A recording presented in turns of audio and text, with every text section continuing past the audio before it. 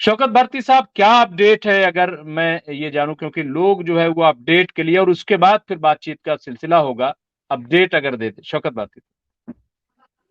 देखिए, अपडेट ये है कि आज भी रफा के अंदर और आपके लेबनान के बॉर्डर से बाकायदा तौर के ऊपर काफ़ी खतरनाक अटैक्स हुए हैं।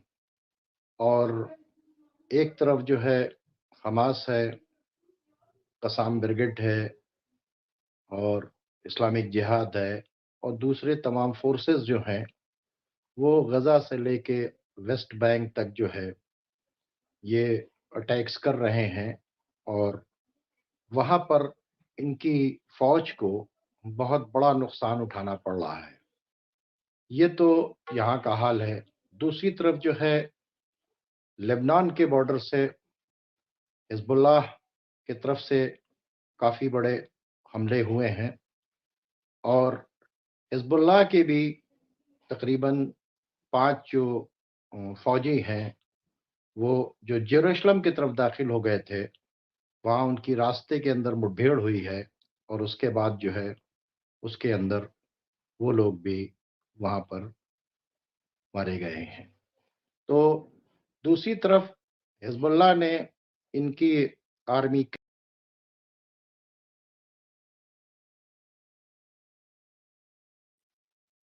इनके स्पाई नेटवर्क के ऊपर यानी पूरे तरीके से बड़े ज़बरदस्त हमले किए हैं। और हालात ये हैं कि वो जो सेटलर्स जो छोड़कर चले गए हैं क्रियात शमुना के और क्या नाम है शिवा फार्म की तरफ से, उधर के इलाके से, वहाँ के ऊपर जो आर्मी रह रही थी इजरायली, उनकी काफ़ी कैजुअलिटी हुई है। दूसरी बात यह है कि आज इंटरनेशनल मीडिया ने ये एक इनका झूठ खोला, जिसका बहाना बनाकर इन्होंने अटैक किया था रफ़ा के ऊपर, कि यहाँ के ऊपर से हमने अटैक करके और ये कत्ल गारत गरी करके 2 कैप्टिव्स को छुड़ाया है। इसकी रिपोर्ट आई कि ये वो 2 कैप्टिव्स थे जो बाकायदा तौर के ऊपर गज़ा की टनल्स के अंदर थे। और चूँकि ओल्ड एज लोग थे और 100 मीटर और 200 मीटर नीचे, जो चूँकि ज़ाहिर-सी बातचीत थी कि साँस लेने के अंदर कुछ प्रॉब्लम होती है, तो इनकी ज़िंदगी बचाने के लिए हमास ने इनको ऊपर की एक बिल्डिंग में रखा था। और जब इज़राइल की आर्मी ने ऑपरेशन किया था, वो भी कब 2 फरवरी को।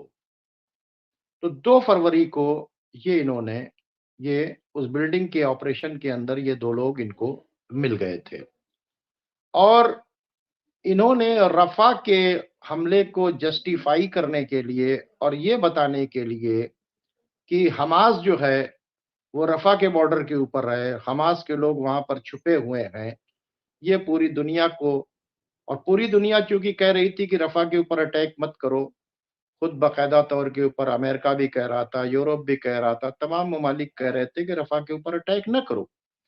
तो अब इनको रफ़ा पे अटैक करना था, ये मान नहीं रहे थे, तो इन्होंने अपने उस जो कैप्टिव्स जो 2 इन्होंने जो इनको मिल गए थे बिल्डिंग में, छुड़ाया नहीं था बल्कि बिल्डिंग में मिल गए थे, जब बिल्डिंग डिस्टर्ब हुई थी, तो उन कैप्टिव्स को इन्होंने 2 फरवरी को पकड़ा था। उनको इन्होंने ये शो किया और बताया कि साहब कि ये हमने रफ़ा से पे ऑपरेशन करके और हमास से लड़ने के बाद ये छुड़ाया है, और इसके अंदर जो 200 से ऊपर लोग ज़ख्मी हुए हैं और 100 से ऊपर लोग जो मारे गए हैं, ये वो ऑपरेशन है जो हमने क्या कहते हैं रफ़ा के अंदर किया है। और क्योंकि हमास के लोग वहाँ के ऊपर थे, तो इस वास्ते इन्होंने इनका ये झूठ जो है पूरे ज़माने के सामने आ गया है।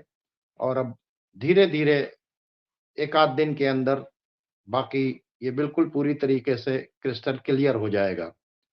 दूसरे यूरोपीय यूनियन के जो फॉरेन सेक्रेटरी हैं, उन्होंने बहुत क्या नाम है ज़बरदस्त बयान दिया है, और उन्होंने कहा कि ये जो यूरोप हो है और अमेरिका है, ये बेंजामिन नेतन्याहू के सामने हाथ जोड़कर कहता है कि प्लीज़ जंग बंद कर दीजिए, और वहां पर जाकर बेंजामिन नेतन्याहू से हाथ जोड़ता है और ये सिर्फ फालतू के बयानबाजी करता है कि गजा के अंदर मैसेकर हो रहा है, लोग मारे जा रहे हैं और इस तरह की बातें करता है। तो अगर ये वाकई इसमें सीरियस होता तो इजराइल को हथियार ही नहीं देता, हथियार की सप्लाई कम से कम कर देता। जिस तरह से नीदरलैंड की कोर्ट ने बाकायदा तौर के ऊपर और भी दुनिया की बहुत सी कंपनीज ने इनके साथ में जो है आर्म्स जो रिलेशन है और उसके बाद सारी डील जो है कैंसिल कर दी।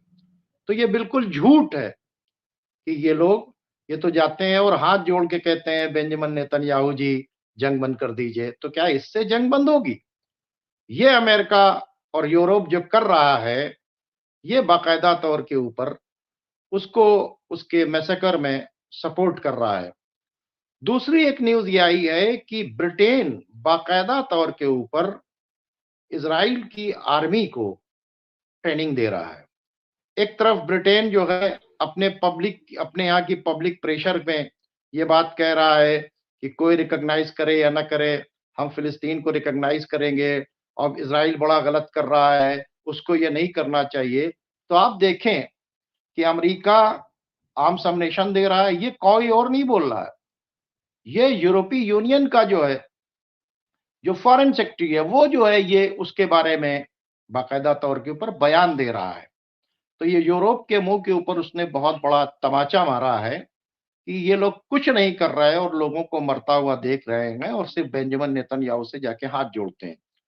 दूसरी तरफ काहिरा के अंदर फिर वही अरब कंट्रीज के लोग और सीआईए और मोसाद के लोग और शिनबैत के लोग बैठकर वही ड्रामेबाजी कर रहे हैं और सबका प्लान ये है कि किसी तरह से मिस्र जो है सनाया के अंदर जो है वहां के ऊपर कैंप्स लगाकर रफा के लोगों को शिफ्ट कर दे और रफा को वहां के ऊपर शिफ्ट कर दे और उसके बाद वहां कैंप बनाने का और तमाम खर्चा अमेरिका क्या कह रहा है कि वो हम बर्दाश्त करेंगे और मिडिल ईस्ट के हमारे पार्टनर्स बर्दाश्त करेंगे।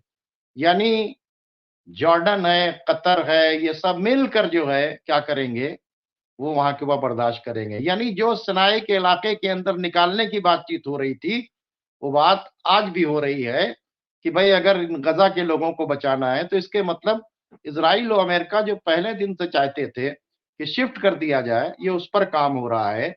क्योंकि उधर से इजिप्ट की मिलिट्री ने आने के बाद जो है वो अपने बॉर्डर्स के ऊपर तमाम अपने रडार सिस्टम और क्या क्या इंटरसेप्टर्स और ये सारी चीजें जो है लगा दी हैं, मिसाइल्स लगा दी हैं, सब कुछ लगा दिए हैं। बड़े अफसोस की बातचीत करना है, कहे कि 4000 टैंक है मिस्र के पास और मिस्र के पास 2000 से ज्यादा जो है फाइटर जेट्स हैं और बहुत ज्यादा उसकी आर्मी बहुत वो है, मजबूत है। लेकिन उसके बावजूद भी किस प्लान पर काम किया जा रहा है? प्लान पर यह काम हो रहा है कि किसी तरीके से यहां एंट्री न लें, उधर वो ग्राउंड ऑपरेशन करेगा, जब इधर भागेंगे तो यहां मिस्र वाले रोकेंगे और कोशिश की जा रही है कि किसी तरीके से हम यहां पर रफा से जो इतनी दूर हम ढकेल के लाए हैं वहां से शिफ्ट कर दें। जॉर्डन के शाह भी जो हैं वो भी जाके बाइडेन से मिले हैं क्योंकि वहां के ऊपर काफी ज्यादा प्रोटेस्ट हो रहा है, क्योंकि जॉर्डन के रहने वाले जो हैं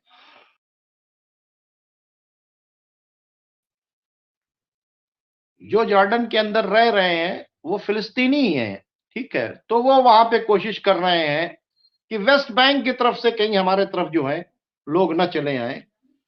तो कुल मिला के देखे कि अभी तक इस्लामिक वर्ल्ड ने ये नहीं कहा है कि अब अगर इधर मिस्र के तरफ ढकेला जाएगा इनको तो हम इजराइल के ऊपर अटैक कर देंगे, हमारी फौजें वार के लिए तैयार हैं। इसके बरक्स यमन ने बयान दिया है कि अगर मिस्र इजराइल के ऊपर अटैक करता है इनको बचाने के लिए, रफा से जो लोग को ढकेल रहे हैं, तो उसके लिए हम पूरी तरीके से मिस्र के साथ खड़े हुए हैं और मिस्र के साथ में मिलकर हम लड़ने के लिए तैयार हैं। इसलिए मिस्र को चाहिए कि एज सुन एज पॉसिबल जो है ये वहां के ऊपर जो प्रॉब्लम हो रही है इसको फौरन रोके, वहां के ऊपर अटैक्स को रोके और अपनी फौजों को वहां के ऊपर उतारे। दूसरी तरफ आप देखें कि आज भी जो है इराक की रेजिस्टेंस फोर्सेस ने सीरिया के अंदर बाकायदा तौर के ऊपर अमेरिकन बेसेस के ऊपर एक बड़ा अटैक किया है और वहां के ऊपर काफी कुछ डैमेज किया है। तो कुल मिलाकर यह रिपोर्ट है कि हम जहां पर खड़े थे कि इस्लामिक कंट्रीज कोई हल देंगी, अभी तक उनके तरफ से कोई हल नहीं सामने आया है। और हल यह है कि फोर्सफुली कौन इनको रोकता है। आज भी वो यही चाह रहे हैं कि कुछ अमेरिका कर दे, कुछ ब्रिटेन कर दे, कुछ यूरोप कर दे, हम कुछ ना करें। ये आज की भी पोजीशन है और वो इस वक्त भी वही चल रही है और बहुत ही खराब हालात हैं। किसी वक्त भी इजराइल एक बड़ा ग्राउंड ऑपरेशन शुरू कर सकता है और सिनाई इलाके की तरफ ढकेलने का काम शुरू हो गया है। शुरू ढकेलने का पूरा प्लान पक्का हो चुका है। जी, ये मेरी आज की रिपोर्ट थी जो मैंने अभी आपको बता दी नटशेल में। बहुत बहुत शुक्रिया शौकत बाती साहब।